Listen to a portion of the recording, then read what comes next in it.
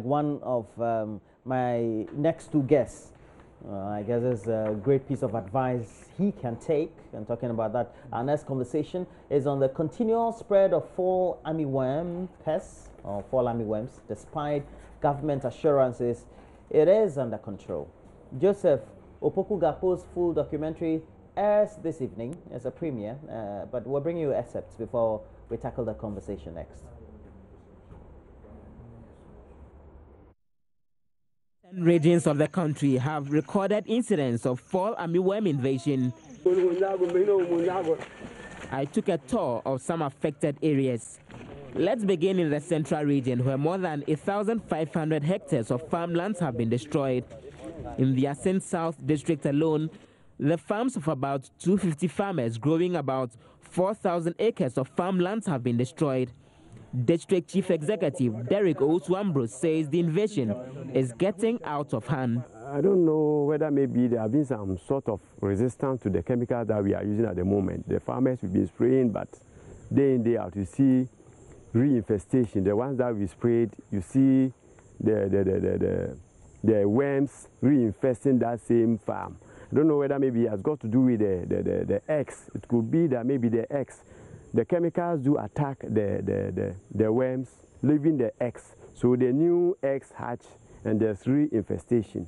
So I think we need to do more research about this kind of infestation.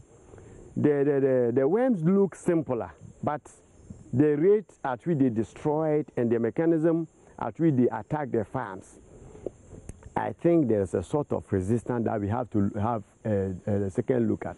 The Asin Insuta Senior High School owns a 14-acre maize farm. They are hoping to feed the students from this field, but the armyworms will not allow that. Now we spend almost 400 Ghana cedis on controlling them outside what the government has given us. What do you envisage will be the consequence if the whole thing is not really brought under control in terms of the devastation on the fields? Yeah, I think that will affect our food production rate, and that is, it means we will not be in a position to have enough to feed the student. The repayment of the loan or the input that we had from the government will be a problem.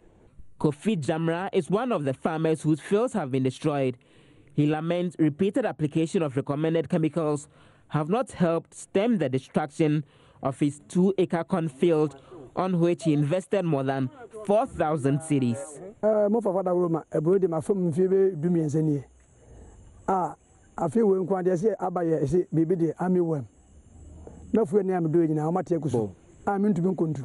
I've been farming for 13 years now, but this year, something they call fall armyworm invaded our farms. 13 times from the infancy.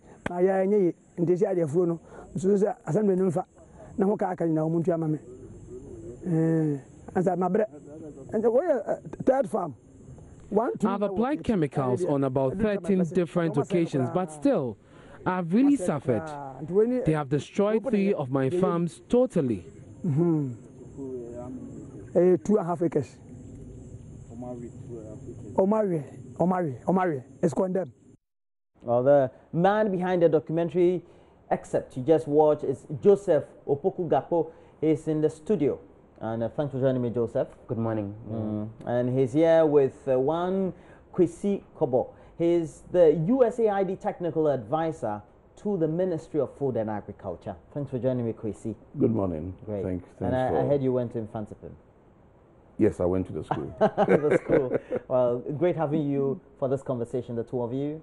But I know that he's the expert on it, but you also have great knowledge because you happen to have some foundation in whatever it is that you always do, specializing in for journalism. But it's because it's devastated many farms across the country. Yes, and that's why we're seeking to draw attention to. You would recall that sometime in, I think, early April, when the issue first became topical, there was a press conference by the Minister for Food and Agriculture, Dr. Akoto Usefriye. I recall then he put out the statistics in terms of how far we've seen when it comes to the devastation thanks to the armyworm. Then it was something in the region of 1,500 hectares. But from the latest figures that we're getting, it's clocked more than 20,000 hectares. And looking at the breakdown as has been given by the Plant Regulatory Division, the indication is that in the Brong-Ahafo region alone, up from what we had then, which was 1,500 hectares across the country as at April, now we've seen the figures hitting something in the region of 14,000 hectares in the Brong-Ahafo region alone, more than 1,500 hectares in the eastern region. We've seen, a lot more of these figures, and these are figures emanating from us at the end of May, and the indication is that it had clocked more than 20,000 in terms of the level of devastation when it comes to the farm fields and all of that. So the idea is to draw attention to this and ask the tough questions about what is being done. And we know that the first time we saw this was sometime last year. You've seen it again recur this time around. And so going forward, what's the game plan? That's what the documentary seeks to draw attention. And Mr. Kobo, we have one on the screens just beside you. Is that an armyworm? Yes, it looks like an armyworm. It looks like an armyworm. Yeah. How come we have them infesting large acreages of land this time around? No, the armyworm, first let's put it in context, is original, it's an African problem. The full name is the fall armyworm, and fall means autumn. For those of you who are acquainted with weathers in the U.S. The weather in the now, this worm was detected in the southern part of Africa a few 2-3 years ago. It has moved, fortunately, through to East Africa, Central Africa, and now in West Africa. So it's in all parts of the country. Not this country, but also in Togo, Benin, Cote d'Ivoire. Yeah. So it's a regional problem. But the key issue is that as a responsible country, what we have to do is to respond to this, because you always have pest invasions. We've had pest invasions all throughout history. Now, what has been done? And I think Gapo mentioned that there was a press conference held, but most importantly, prior to that, some action plans had been put together. Also, a task force had been put together by the minister, made up of various representatives from various. This is a multi-sectorial task force. You've got development partners involved, you've got crop research involved, you've got NADME involved, you've got key directors of MOFA involved. It's a 16-man task force. Now, this task force sole objective is and is to find ways to minimize the effect of the fall armyworm infestation in Ghana, and also to collaborate with some of our regional sister countries, because at the end of the day, like I say, the regional problem is not a Ghanaian, it's not only peculiar to Ghana, so see how we can coordinate. And under this national task force, we've identified 3 key thematic areas. One is about awareness, and that's exactly what we're doing today. It's about creating awareness for people to understand what the fall armyworm, what kind of insect this armyworm is, the harm it causes, how to detect it, how to combat it. There's also another subcommittee. We're looking at what we call contingency planning. And there's a final one which is about surveillance, monitoring, and combating the armyworm itself. Now, there are 3 subcommittees. So we've been working since April to address this issue.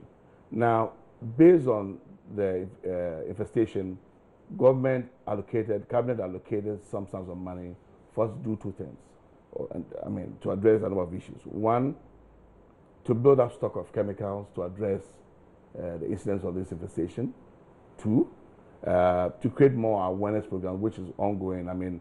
Parts of the country where I'm sure Gapo can attest to it, there are a lot of radio programs ongoing to create awareness as to the fall armyworm. And then 3, also to do more research into biological control. And let me explain why we're saying that. Currently, we've identified close to about 8 different types of chemicals that we've deployed in all the 216 districts. That you use singularly, or you have? It's a priority of a lot. What happens is that you want to reduce pest resistance. So altogether. We use one in the following next spring, you use another type of chemical. I myself and all the directors of the ministry, we've been out in the regions the whole of last week, all the 216 districts of this country, looking at how the chemicals have been deployed, assessing the situation, and providing support to the various regional and district and AEs in all the districts. I was in a large part of the eastern region, and some of my colleagues were in northern region, upper west, all of that. So Sorry. I was just interested in why you found going to the ground in terms of, because in my case, for example, I can mention one particular community, Dentro Owase in the Eastern region. Well, we're given the statistics on that by the extension officer there. He indicated that there they had more than 300 farms that had been affected in terms of the number of farmers, but only well about 100 of them had the opportunity to get access to some of the chemicals that had actually been deployed. The point being that they did a list of those who had been affected in terms of the farms, sent it to the regional capital, that was Cape Coast, requesting for chemicals to support those farmers in question. What they got was able to take care of only well about 1/3 of them. You drew attention to the fact that money had been released to allow for this, to get the chemicals in. I'm just trying to understand whether we have enough of it, because from at least what I've seen in certain parts of the country, it doesn't look like it doesn't look like there's enough of it. Well, look, I went to 12 districts last week. Oh, you went to 12 districts last week? Yes. Lower Manya, Upper Manya, Yellow Crobo, Akwetia, Denchem, so, and I have a colleague who also did some parts of the Eastern region. I had 2 colleagues who were in the Central region. And I can assure you that we have more than adequate chemicals in the region. And they've told them to let these chemicals go to the various listen. You see, let's clear one thing. You can get an infestation of fall armyworm on your farm. What is important is that we find ways to prevent it, and also when it infects the farm, we also combat it. So it's a mixture of a lot of tools that we're using. Some is good agricultural practices, some fiscally early detection, and also spraying it. I can assure you that, I will find out, but I can assure you that there's enough chemicals sent to Central region. You see, there are 2 things we get to know in 2 ways. Farmers voluntarily come and report this to the district officers, and also our AEs. Don't forget, in every district, you have various operational zones where our AEs operate. And these AEs also reach out to these farmers, because they're on day-to-day contact with these farmers, because they are providing essential services to these farmers. So they go out there and then find out what's going on. So sometimes, like I said, maybe I can assure you, as we speak now, the chemicals have been deployed to help combat it on those farms. So when you have a fall armyworm on a field, that doesn't mean that plant is destroyed. No. Yes, what it does is that it chews the growing parts of plants. It chews part of the leaves. So it leaves them stunted in a certain way, so they don't get to the maturity. Yeah, but then the key issue is that it's about combating and killing them off. Now, let me give you some instruction about the fall armyworm, because I think it's important, and taking this medium to educate Ghanaians and Ghanaian farmers. The eggs normally take about 2 to 3 days to hatch, and then it turns into what you call the worm, which we would call, if you remember your biology at school, we call it a larva, and then it goes into pupation and then as a moth. Okay. Now, it lays a lot of eggs. These eggs, and then what they do, what they call ballooning, they move from plant to plant, and they normally tend to move in the night. So one of the problems we also realize, and that's where we are doing a lot of education, is that the chemicals are there, but some of the farmers or some of the gangs that we put together are advised to spray in the night, because that's when these worms move a lot. So that's another critical question. And then early in the morning. No, but are the gangs really spraying in the night? I have seen people do spraying during daytime. Yeah, no, and then it raises the question about because then one level of education. Because during the day you will not find them there. Well, no, they are there, but they are hidden inside the building. They are holes. But the point is that I brought enough material to show. We are doing a lot of education. We print a lot of posters. We do a lot of radio programs. In fact, I said, I myself, all the directors of MOFA. You've undertaken many week, we're all out in the field. Okay. So it's not but there's a question I also wanted to ask. But let me land. Okay, please. We're all out in the field. And it's about education. Education, you've got to keep on educating people. It needs to be consistent. It needs to be consistent. And I think that platforms like yours, what we're doing now, is part of education. The best time to spray is dawn, from 5:30 to about before the sun comes up. Fortunately, these days we have a bit of overcast. And then you do it after 5:36 when the sun is not out. So keep educating. I've been places where our fiscally also be involved and observe some of these spraying going on. They have some of them put on a cap and put on these touchlights and rubber bands. Some use what we call miners. So it is ongoing. We are stepping up. let's also not forget that in this country we have 2 seasons. In the southern part of the country, we have about 7 regions, we have the major and minor season. In the northern part, we have 1 season, which is about starting now. So what is that? We are now at the tail end of our major season in the south. We're now in the main season in the north. So we are deploying, I mean, it started during the major season in the south, but we're also ensuring that stepping up the issue of detection, because the key issue is that when you detect, then when you detect early and there's some prevention intervention takes place, you then halt the spread of these insects and worms on other plants. So the point is that the ministry is working extremely hard, and we're continuously engaging our district officers, and we're engaging the farmers on a continuous basis. In fact, training programs, as I speak to you, some of the districts, we're holding training programs for farmers. And our AAs are going literally to where the farmers is. I mean, I was in a place in Lower Manya called Kabose, where I saw some training programs going on between the AAs. I mean, the idea is that for us to go and monitor to ensure that the message is getting down, the chemicals which the government has procured for this exercise is also being sent right to the districts. Okay. I wanted to ask you, why they were not able to detect before they invade? Because I think that's critical instead of just doing a reactionary. Especially because this is something that at least early last year there was the indication that it was actually in the sub-region. Countries like Nigeria had reported incidents, and this is a concern that even some of the experts that we spoke to in the documentary, Dr. Michael Osedu raised. He's at the University of Cape Coast, and he was drawing attention to the fact that, of course, this is not something which is native to our region. We got the hints that it was in the sub-region. In terms of the task force that was set up to help prevent it, the expectation was that some of those things should have been done as far as last year, rather than to have then, waited up until we first saw the first cases of invasion happening. Before then, the minister came to indicate that steps are ongoing to procure chemicals. He came to indicate that a committee had been set up to look at all of this. It's a very crucial question. Look, unfortunately, the first incident was in my hometown, Somenya. I'm not proud to say that. That was last year. PPRSD, which one of the directors of MOFA, had then developed a plan for this year. They hadn't. I had.